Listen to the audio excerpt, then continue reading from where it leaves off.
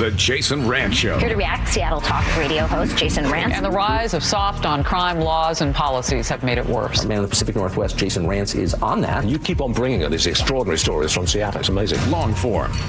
It's odd as Democrats go easier on criminals, making life in this state less safe.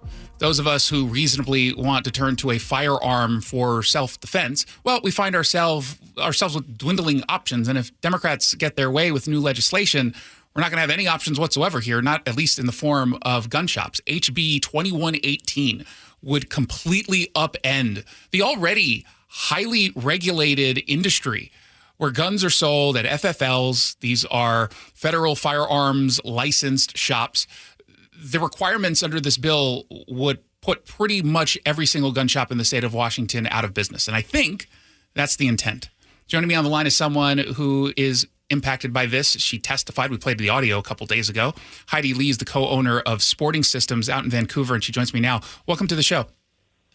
Thank you, Jason, for having me today and giving me the opportunity to talk more about House Bill 2118. Yeah, I mean, we could spend probably an hour going over each and every point of this bill. I want to start just big picture. When you look at the requirements under this bill, some you're already doing, others just seem incredibly onerous and impossible. What went through your mind when you just first initially heard of this bill? The number one was the cost. The build out of our shop as is very, very secure. It's one thing that we look at each location. This is our second location, and before we move in, we always have the approval of the building owner to do these modifications for our own security. The requirements through House Bill 2118 would almost triple what we have spent in cost for security already. Audio and video storage for 6 years would be the biggest one. Yeah, let's talk specifically about that. They're demanding a digital security system that includes motion and sound detectors, and most folks already have that. But the video and audio surveillance has to, number one, clearly record every business transaction. It has to be able to record pretty much every part of the business, nearly every part of the business. They have to operate 24 hours a day, all year long, and the recordings have to be stored for a minimum of 6 years. Now, that's nuts. Yes. Yeah, it's by far the most requirements in any industry right now. You know, police have a 60-day requirement of video storage unless it's, evidence based in a crime. Your cannabis and pot stores have a 45-day database. Requiring us to have a 6-year database on video and audio is upwards of, $300,000 just to start. Yeah, just to start. We basically would have to have our own server. Yeah, not only your own server, but I imagine you might even have to have upgrades to the current system. You might have to have even more cameras. How many cameras do you have right now operating? We have 15 operating currently, inside and outside. Okay, so 15 cameras, all individually. You would have to store the audio and video for 6 years. The amount of terabytes that would be that you would need for that is just outrageous. I mean, you're not YouTube. Around 4,000, yeah. So you're saying about $300,000, and that's with your current system. There are some other shops that might have to upgrade. There are some other people who maybe want to actually start a gun shop here in Washington, although that a crazy person might want to do that right now. Right now, no. Exactly. So this is just cost prohibitive. It is, and when you say that somebody may want to start a gun shop now, it's not necessarily just a gun shop. We're looking at the smaller people who do gunsmithing. Someone who in their garage or they have another outbuilding at their residence. If they do any gunsmithing, Cerakoting, any of that, they also would be required to meet these audio and video storage requirements. Precisely. And just the implication in all of this is that you're having guns stolen from firearm dealers left and right. How many firearms have ever been stolen from your property? 0 in 10 years of business. Well, are you lying? Because I was told by all these people on the hearing that it's just outrageous. We absolutely need to upgrade our security. Yes, it's insane that they're allowed to spew non-factual statistics in these hearings. And I wish there was somebody there with a gavel that would bang it down as soon as they did that, because it's simply not true. And we actually had an attempted break-in October of 2022. Our security system prevented that immediately, and the people gave up and left. Unfortunately, because of other laws in Washington state, the police were not able to pursue those people because they were from Oregon. Yeah, God forbid. I looked up the data. The latest that I could find was from 2021. In Washington state, there were 16 reports of stolen firearms from gun shops. 16. That's it. Yeah. Yes. And there are, a lot of gun stores that do, get broken into. People run vehicles through pot shops. We have 3, cannabis stores within a quarter mile of our store, and they've all been broken into via vehicles going through their doors. We have bollards in place. We have steel bars. Our steel bars are inside of our location. We are more of a destination than we are an attraction. We don't have anything on the outside of our building that says guns here. We do that intentionally to not draw attention to ourselves. Yeah, you're doing everything that you can because you're a responsible business owner. But on top of that, you're just a smart business owner. No one gets into this business because they want to get broken into. You would suffer significant consequences just from the federal government should you not live up to their regulations. Absolutely. And we are subject to a federal inspection at any time. Hiedi Lee is joining me on the line. She's the co-owner of Sporting Systems in Vancouver. We're talking about a truly horrendous bill that certainly seems like its intent is to shut down gun shops in Washington state, HB-2118. Do you believe that? Do you think some of the folks in the industry, some of whom actually testified at this hearing, said that this is about closing gun shops? Do you think that's the intent? I do. I do every year at my testimony in the House. I always say, you won't come out and say that you want to put me out of business, but that is your intention. And if they can stand by the statement saying we aren't coming for your guns, but we will eliminate where you can buy them. Yeah, and at the same time also claim that buying ammunition is a privilege, and we're going to tax 11% per bullet. Yes. And with that, if they do require live fire training for the permit to purchase, which they're trying to pass this legislative session as well, imagine the cost of that going up now because you've got an 11% ammo tax. Precisely.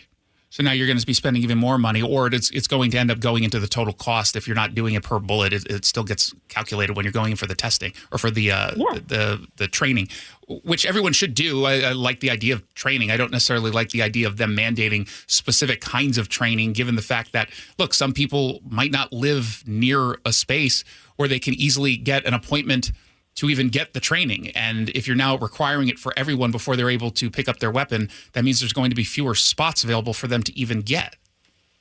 Absolutely. Look at Oregon when they, tried to require that law enforcement were the ones that would do the training. There were a bunch of sheriffs that spoke up and said, we don't have the manpower, we don't have the assets to provide this training.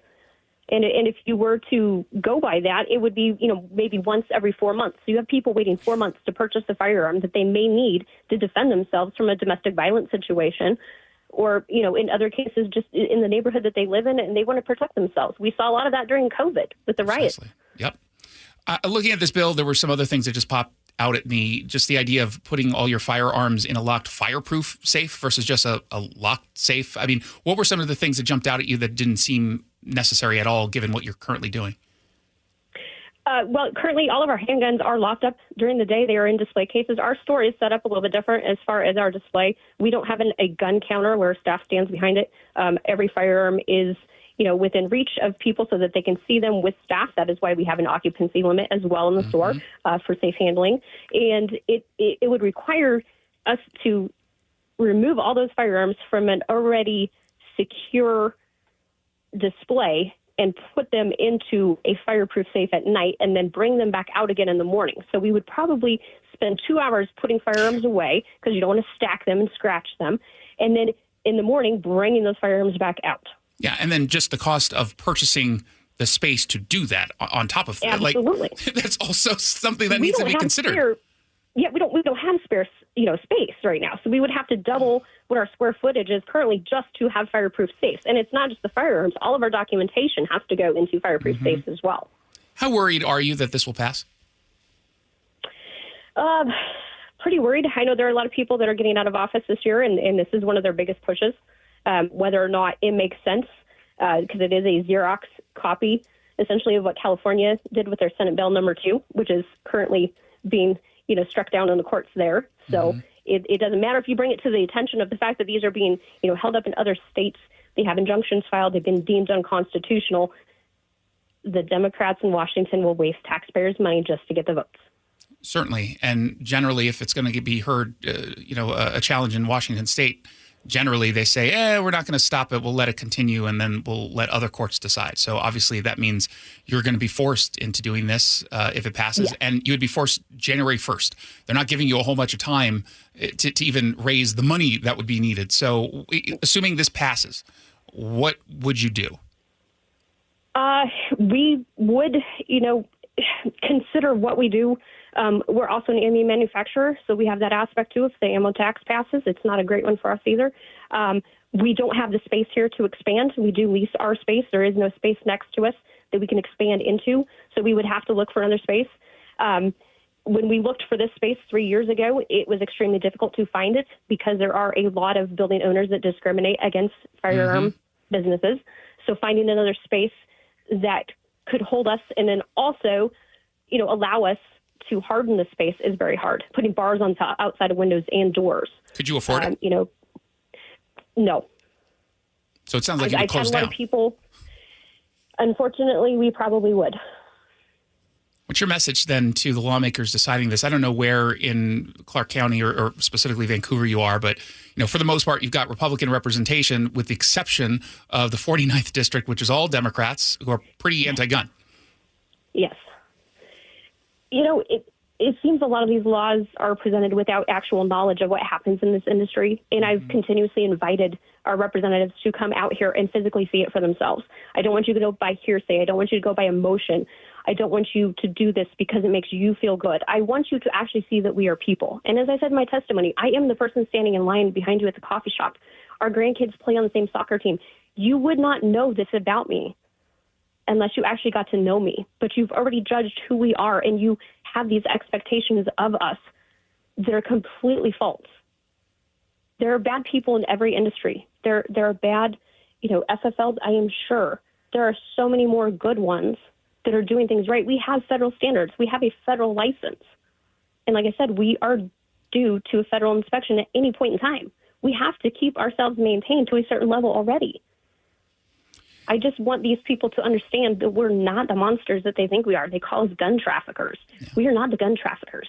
Those are the criminals that you're trying to let out of prison early. Precisely. You're lessening crimes with weapons charges. Yeah. What's worse is they don't even put them in jail. I mean, you have legislation right now by State Representative Goodman who wants to get rid of extra penalties, stacking of charges related to gun crimes. It makes no sense. Yeah. No. It doesn't, and we've worked with the U.S. Marshals, we've worked with local law enforcement on some local cases and some charges, and a lot of those get dropped, and it's just so frustrating. It's personally, we have a friend whose grandson was involved in his dad and him were involved in a road rage incident outside of Seattle. His grandson was shot in the face and the torso during this road rage incident. That person almost beat a man to death, stealing his car, road rage on the freeway. Got off the freeway, shot up this guy's car, injuring his son, and all those charges were dropped. We're getting a lot of those kinds of stories, and they're going to continue. Yeah. And this is a political issue. At the end of the day, people need to make better choices. We're going into an election, folks. That is the biggest part. These are not issues that you vote on. These are the issues that the people you elected vote on. Does this make you want to get more involved politically? Absolutely. It does, to the extent of, like I said, when I testify, I almost feel like I'm pleading for my job, for my innocence. These people do not know who we are, and we're not evil people. We're not somebody that's out there trying to hurt anybody. We're out there trying to help people. We're a big part of your community. We're involved in your kids' sports. We're involved in a lot of the fundraisers that happen. We support other small businesses. It's outrageous what's going on, but it is right now the political reality, unless people who are listening right now actually wake up and actually push back and don't just vote, but make sure that your friends, family members, anyone that you know is voting. Make sure they know what's on the line. We're talking to Hiedi Lee, co-owner of Sporting Systems in Vancouver. Really do appreciate you stopping by. Thank you, Jason. Absolutely. You're listening to the Jason Rantz Show. When we come back, some quick hits.